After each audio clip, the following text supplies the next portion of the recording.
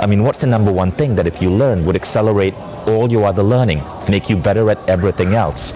Well, it turns out the number one thing you should learn is how to learn. It literally makes you smarter at everything else you study.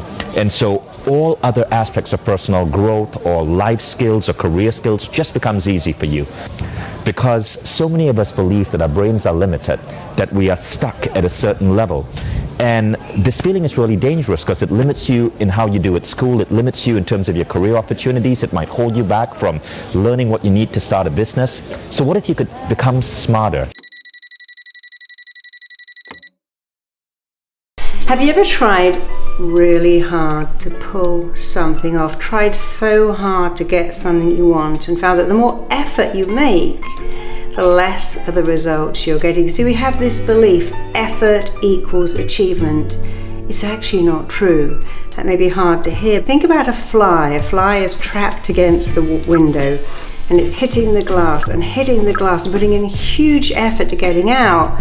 It's not going to get out because effort doesn't equal achievement. Beliefs will sabotage you. There's a big difference between a fleeting thought and a fixed belief. Your thoughts dictate your feelings dictate your actions and your behaviors. And we're all thinking, okay, I'm going to change my actions, change my behaviors. But if you understand it goes back, thoughts come first, feelings come second, behaviors and actions come third and fourth. So don't change the third and fourth, change the first, change the second.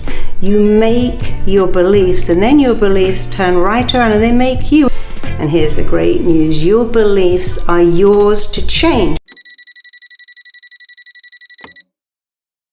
Studies find that only 10% of the time that you check your phone because of some ping, ding, or ring. So what's the other 90%? Studies find the other 90% of the time that we check our devices, we're not checking them because of external triggers, things outside of us, but rather because of internal triggers, something that's going on inside of us. And it is the cause of nearly all of our behavior, this desire to escape discomfort. For example, when you're feeling lonely, check Facebook. When you're uncertain, Google it. When you're bored, lots of solutions to boredom. We can check stock prices and sports scores. The news, let's tune into what's happening with someone halfway across the world so we don't have to think about what we're feeling right now here at home. This is called the 10-minute rule. When you experience that urge that might lead you to do something you'll later regret, what I want you to do is to not tell yourself no. Okay, this is a very important lesson. We know that abstinence, that telling yourself a strict no, don't do it, actually makes you want things more. The relief of giving in to whatever it is you're trying to not do is registered in the brain as a reward. We see this with smoking, we see this with obsessive device checking, all kinds of behaviors. Telling yourself a strict no is not actually always useful. A much healthier technique is to not tell yourself no, but to say not yet. Specifically telling yourself that you can give in to any distraction you please, but in 10 minutes. So what if I told you that without the help of any substances, you can get high every day purely by using your mind? There are 7 key neurochemicals produced in the brains of mystics, and they make us extraordinarily happy. Dopamine is what I call your motivational molecule. Another is serotonin. Serotonin is your key satisfaction molecule. In the brains of mystics, serotonin and dopamine levels rise simultaneously. So does oxytocin. Oxytocin is the bonding hormone. It makes you feel close to other people. The brains of the mystics are flooded with oxytocin. Another important neurotransmitter is anandamide. It's the bliss molecule. When those mystics are in ecstasy, their brains are flooded with that bliss molecule. In fact, anandamide docks to the same receptor sites in the brain as THC, the active ingredient in marijuana. Another popular drug is psilocybin, magic mushrooms. Many people use microdoses of psilocybin to improve their mood. Those molecules are key to the biology of producing extraordinary states of happiness and creativity. And what it's like to reach one of these stages of happiness by simply doing one meditative exercise. I will teach you the science behind these techniques. These practices train your brain to synthesize pleasure chemicals like anandamide, serotonin, dopamine, and oxytocin. You'll feel the motivation, satisfaction, and love pouring through your brain and body.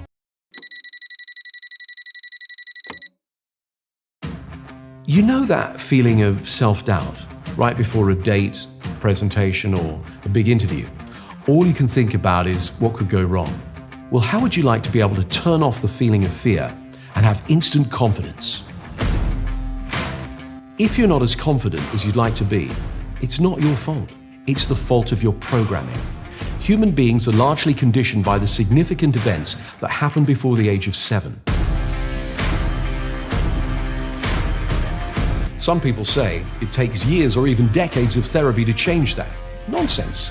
I've seen hundreds of thousands of people over the years overcome a lifelong fear in minutes and become totally confident. And I'll show you how. You know, a lot of the people that I help with confidence are not necessarily unconfident people.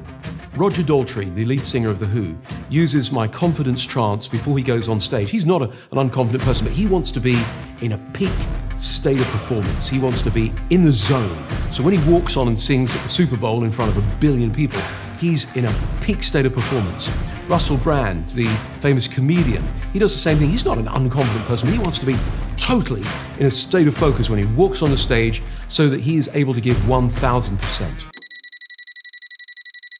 What is mental health? Well, I suppose you could say it's healthy mentality, healthy thoughts, right?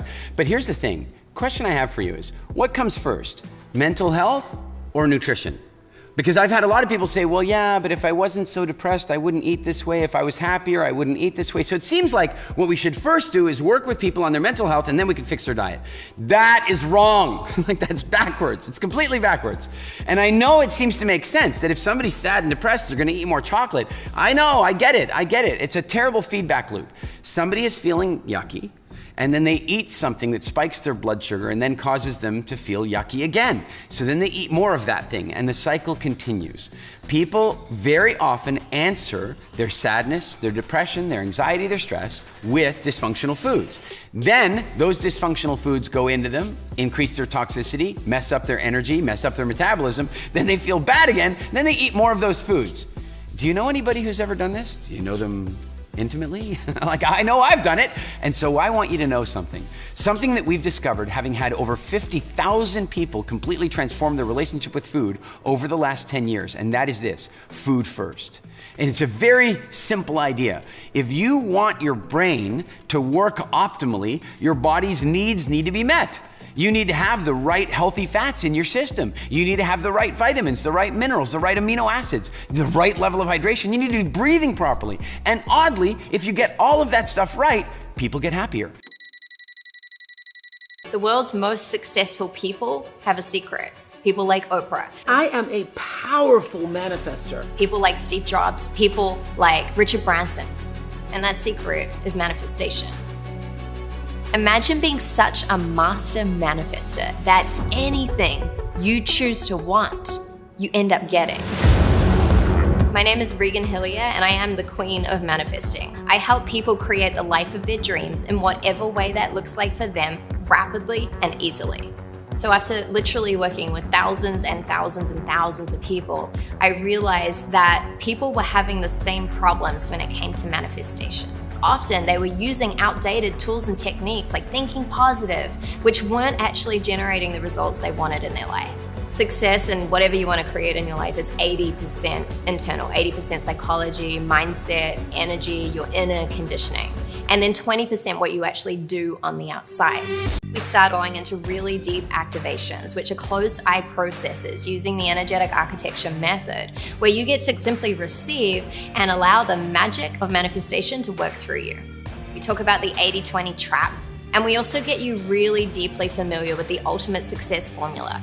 We deep dive into your fears, your self-doubts, your self-limiting patterns, self-sabotage patterns, and we bring these pieces to the surface to shift them, alchemize them.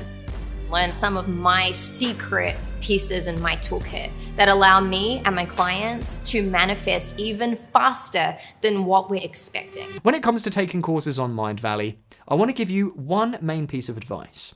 Don't take too many courses at once. That's what I did when I first joined the platform, and it was overwhelming. I get it. There are so many cool things that you can learn on Mindvalley, and it's hard to resist the temptation and join all of the courses at once. But it's better to focus on 1 or 2 skills at a time, and then move to the next ones. This way, you'll have the time to absorb the knowledge, and not only build new habits, but also make them stick. Now, before I finish this video, I wanted to address one last issue. As you probably know, Mindvalley offers a 15-day refund on their membership. It's a great way to try the platform risk-free. Now, I checked it myself, and the refund process is really easy and straightforward, and it takes just a few clicks. However, there are people who forget to cancel their membership within these 15 days, and then go to Trustpilot to complain about the issue. This happens to all companies that offer a free trial. So, what I'm trying to say is that if you decide you no longer want to be a member of Mindvalley, go ahead and cancel your account before the trial ends to avoid any charges. It's as simple as that.